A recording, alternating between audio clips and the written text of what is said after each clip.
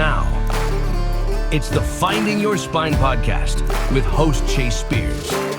I wasn't completely briefed on God's plan at that point, so maybe didn't understand exactly what was supposed to happen. But as a young guy, I see the things that are in front of me, and nobody goes to selection or sniper school or free fall school to work in the company headquarters. And if they do, they're severely misguided. Welcome back to Finding Your Spine, a podcast to call morally principled men and women out of the shadows and to put the truth to work in their lives, leadership, and workplaces. I'm your host, Chase Spears. Today, I have a real honor to talk with a man whose bravery literally saved American lives. Earl Plumlee began his military service in the Oklahoma National Guard in 1998.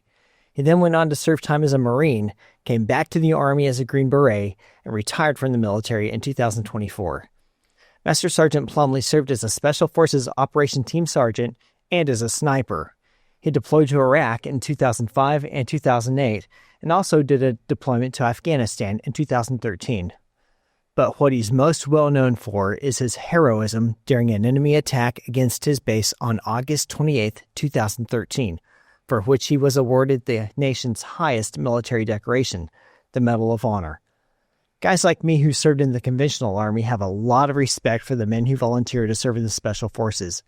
They are the true tip of the spear, living as the quiet professionals who do things we will never know about in the cause of national defense. Now, a lot of people wonder how they would respond if faced with choices to seek safety or run to danger. Guys like Master Sergeant Earl Plumlee don't have to ponder that question. They know what they would do. They've counted the cost ahead of time, and they rise to the moment when it comes.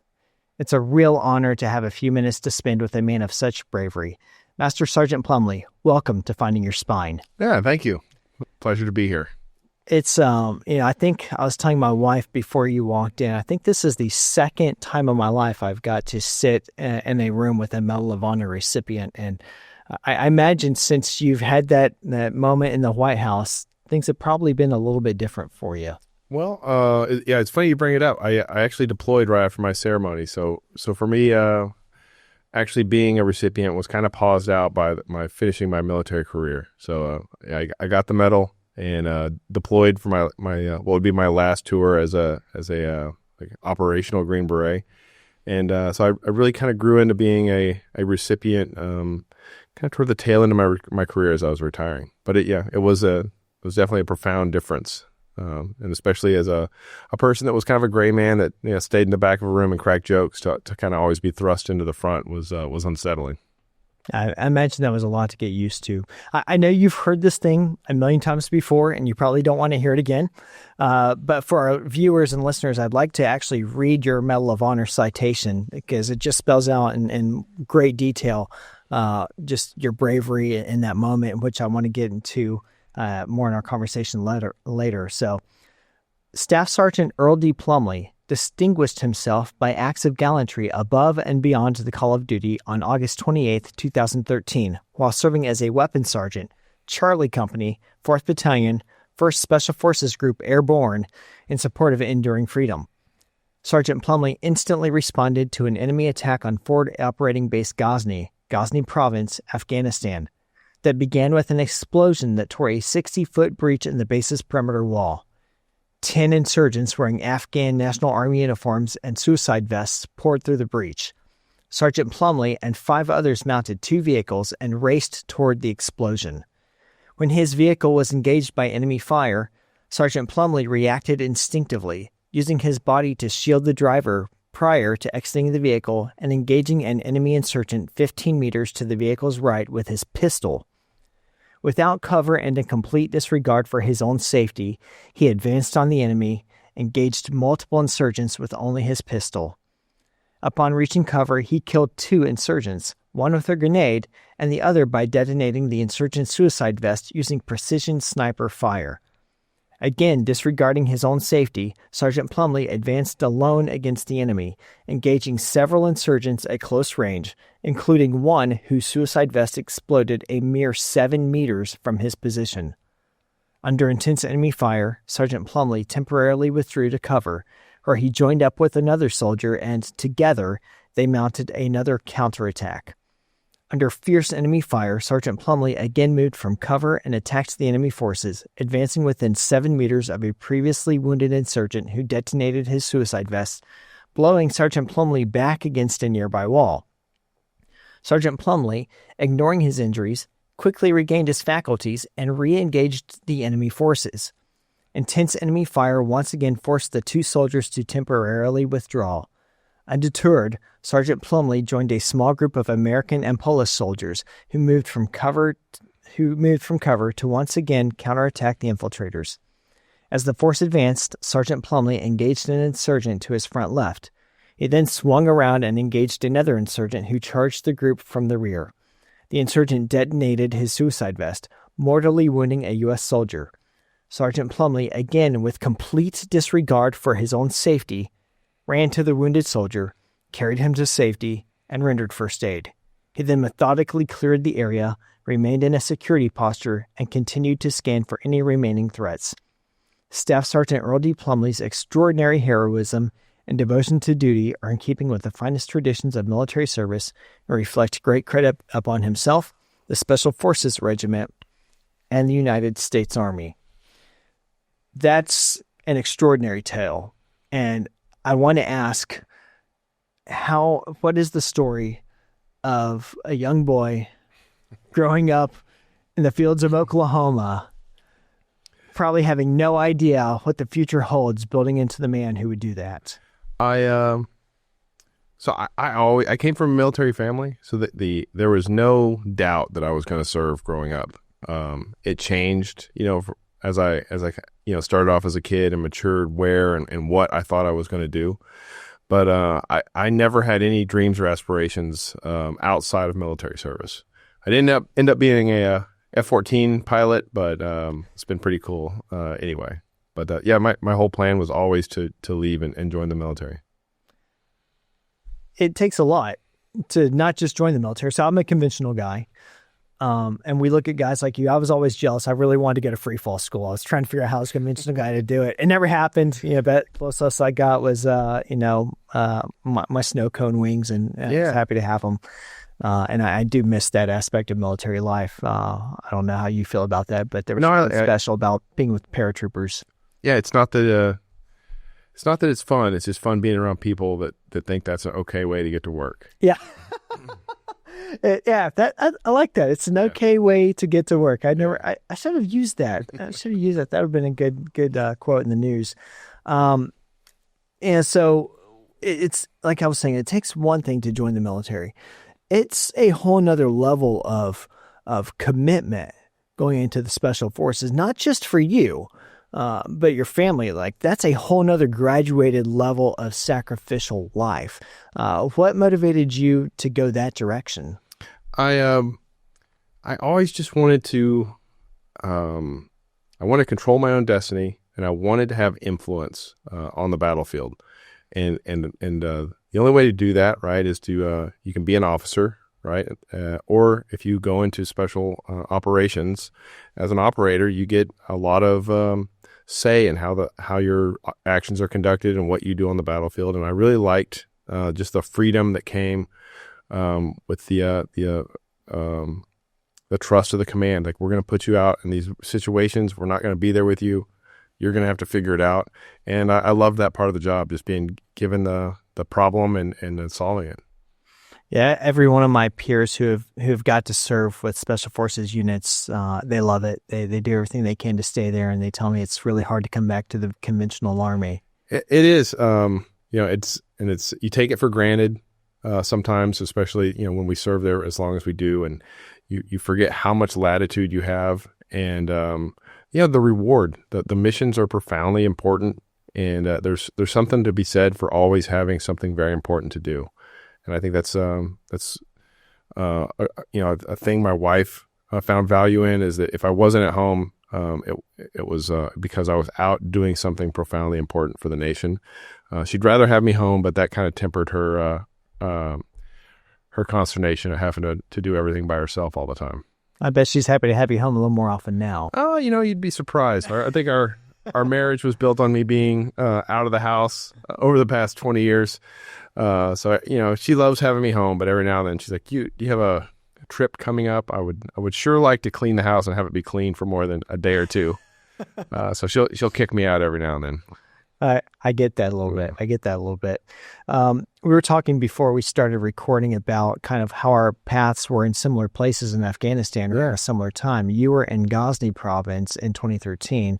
I was in Host province in 2012. And for those who are listening, they're right next to each other. Ghazni is immediately to the west. We were probably like Kansas City, Kansas, and Kansas City, Missouri.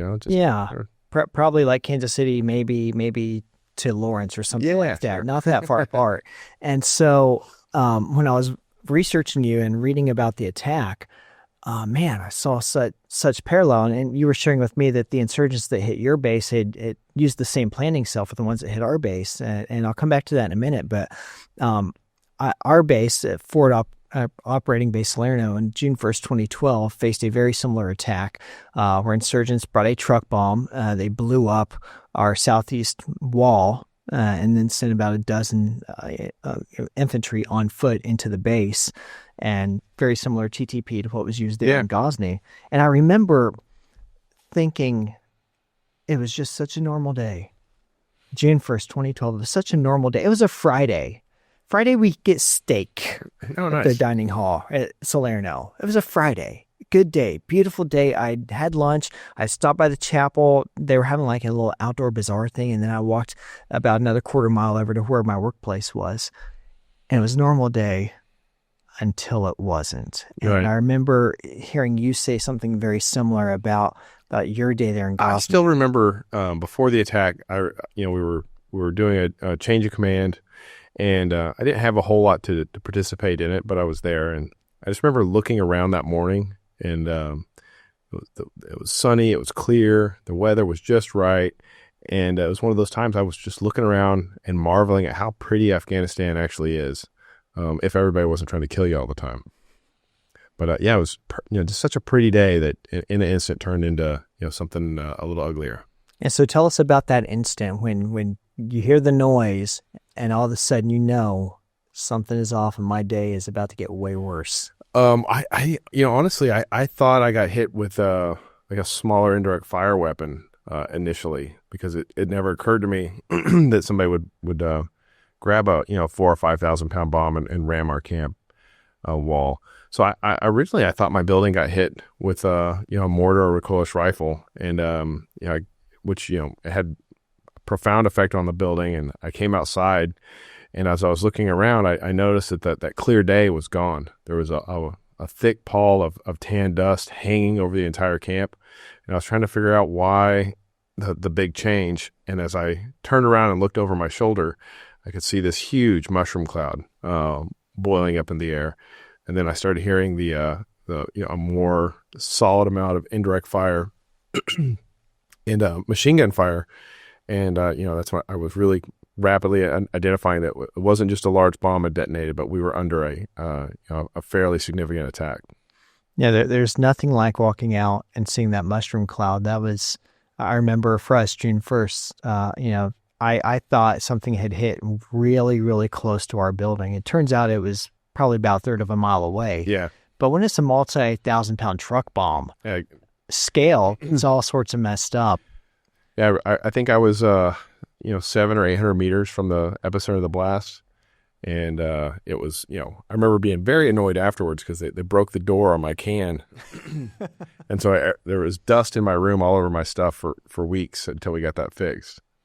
Yeah, the window was blown in on mine. Mm-hmm. Yeah, and just running out, seeing that mushroom cloud. It actually, just the position of where I was standing as me and my soldiers ran out of our building, it actually temporarily blocked out the sun. Oh, yeah. And I realized this is a biggie.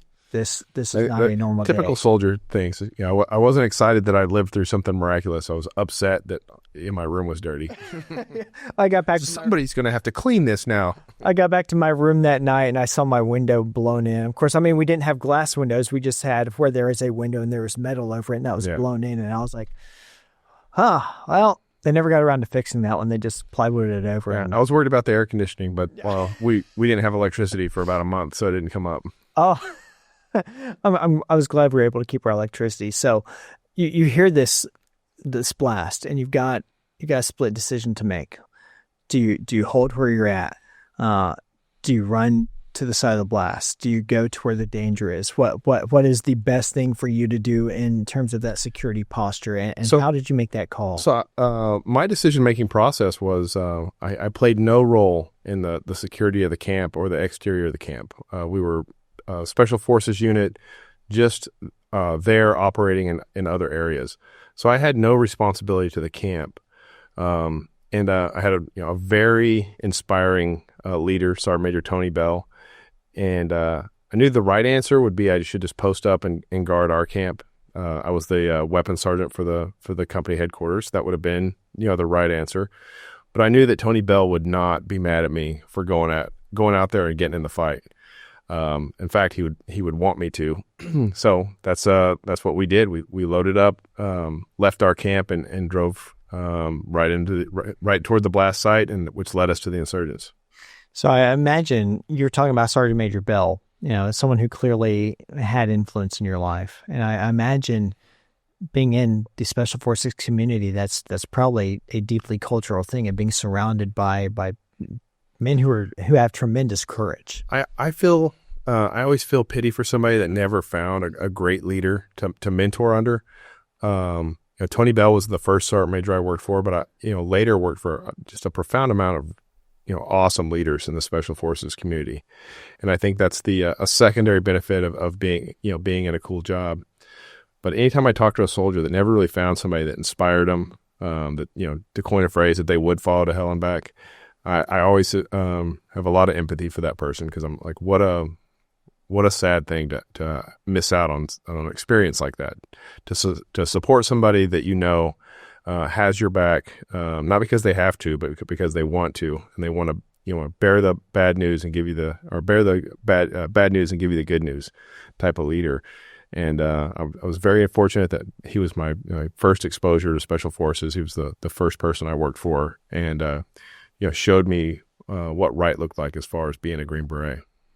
So, in that note, is courage something that you can really train on? Is it something you have or you don't have? Is it develop?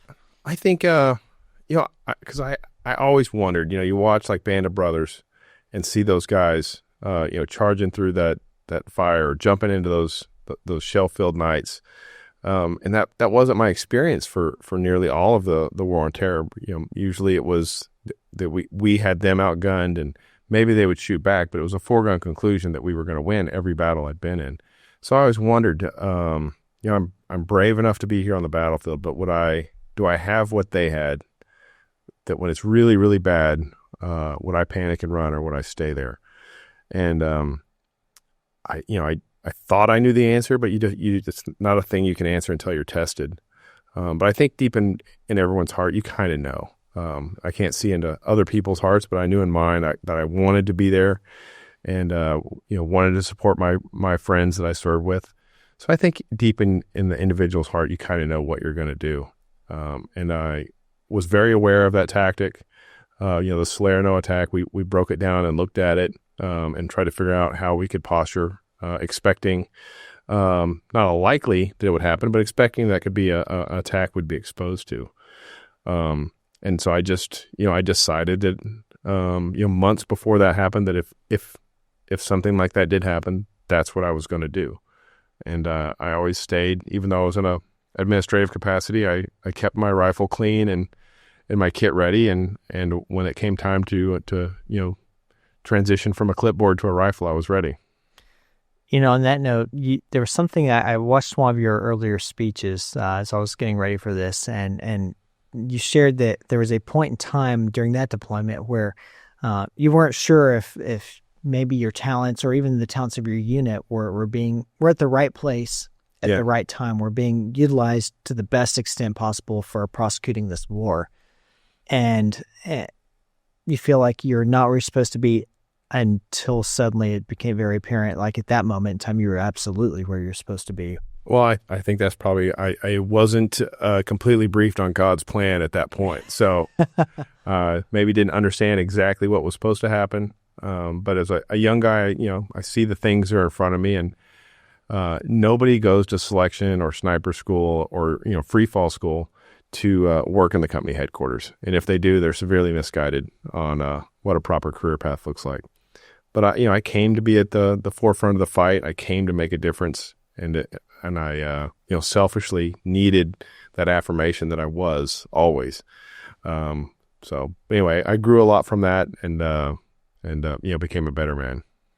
Yeah, well, I can only imagine what that experience then translated into as you continued serving as a Special Forces soldier.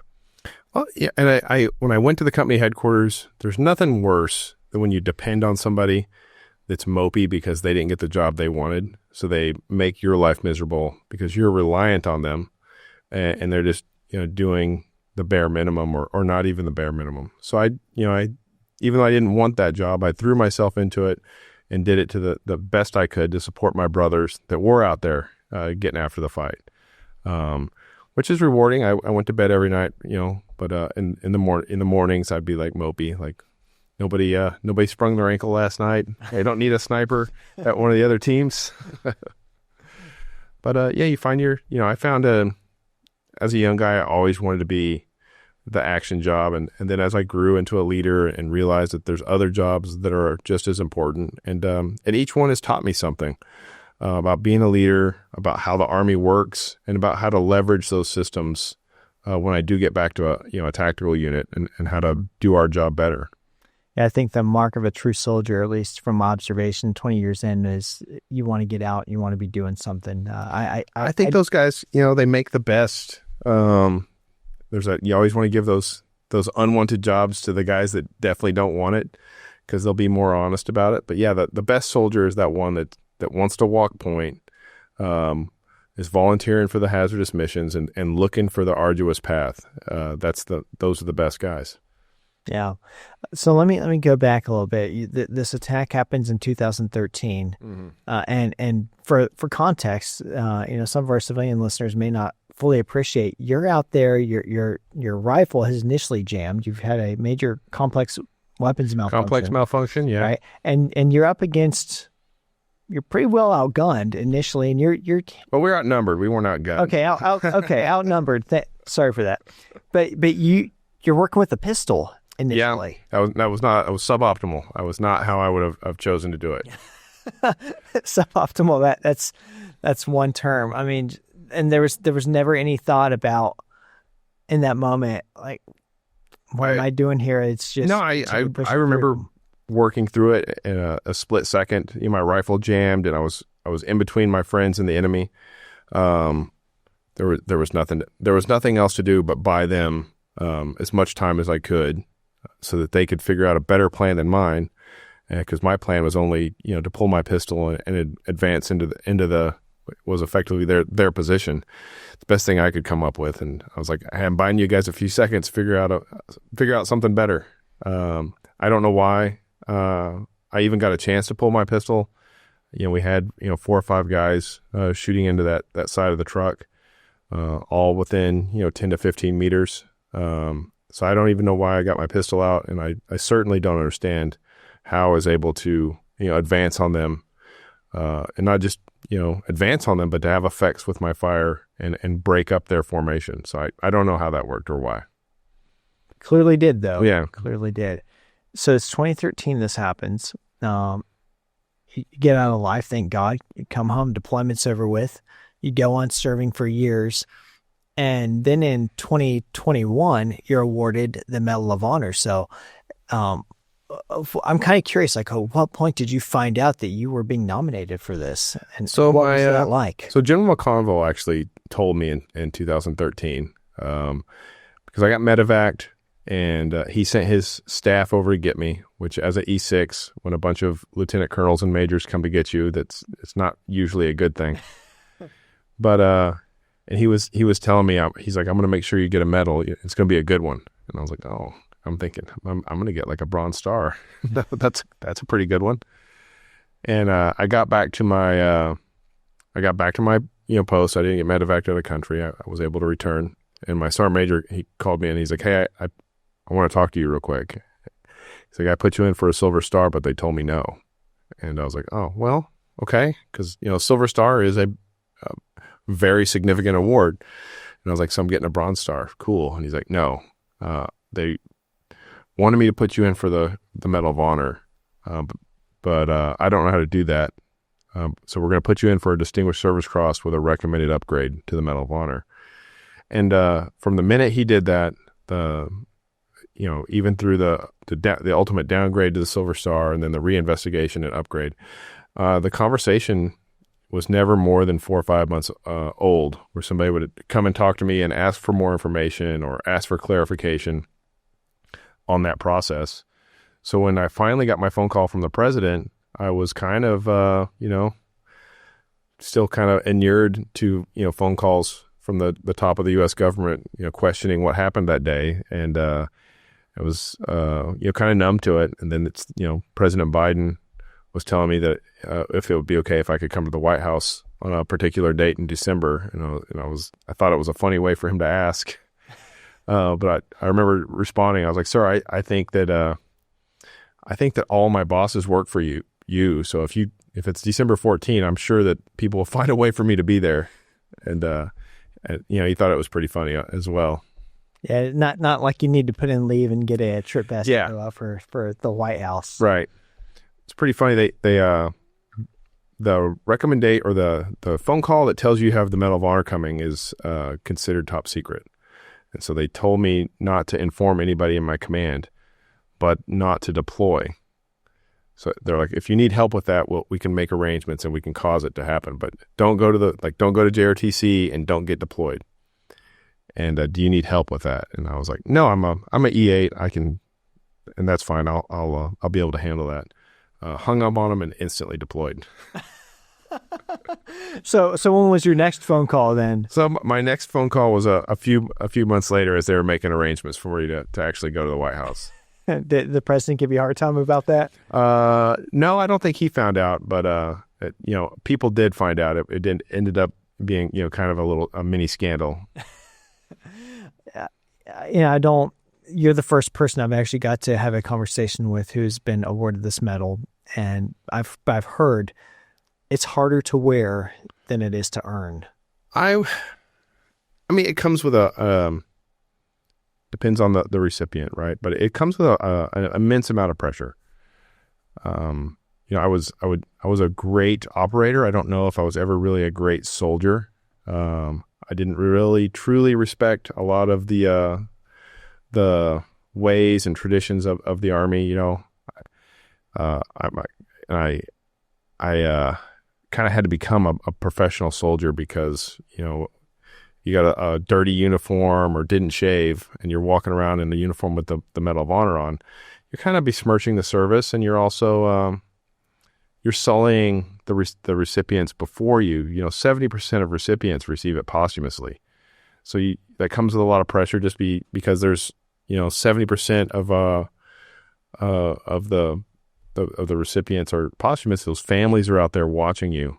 So if you can't wear it with some pride and some distinction, what an awful message to send to those widows that the better man did fall. So I try to live up to our widows' expectations of what they would wish that their husbands could do for them, and to represent my country and my service as like this pedestal of soldierly virtue.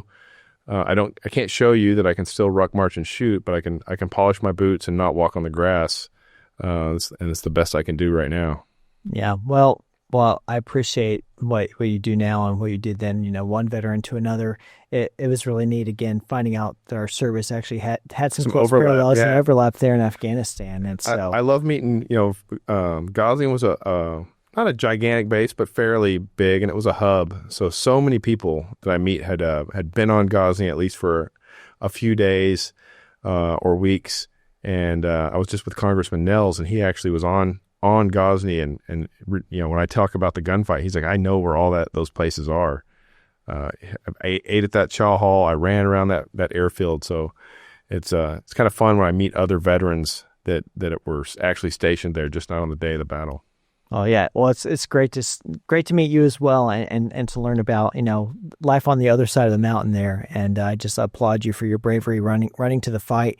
When our base was attacked, we had people who did the same thing. Not the exact same stories, but I just the soldiers who ran that way, I just had such admiration for us because I thought, that's what a soldier does. That's what a real soldier does. And me and my guys, we were up on the northwest perimeter, and we decided we're going to hold here because we have no idea what's coming in that gate.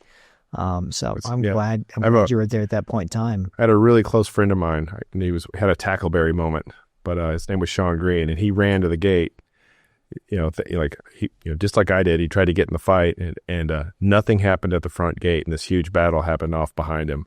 And so that was always funny because he was always lamenting the fact that he ran the wrong way. Yeah, I was putting my OCS training to work that one day, positioning my guys in a fighting position. I said, we've got this quadrant. Then I find out all the action was the other direction. Well, it's hard to make a good plan when you don't know what's going on. Yeah, it really is. Is there anything else you'd like to share while you're here? No, it's my pleasure. Glad to be here, loving it, and thank you for having me. Oh, I appreciate you coming in, and thanks so much for your service. My pleasure. Well, from the Herzog Foundation Studios in Smithville, Missouri, I'm Chase Spears. Thanks for tuning in to Finding Your Spine. Remember to like and subscribe so you never miss an episode, and we'll see you next time on Finding Your Spine.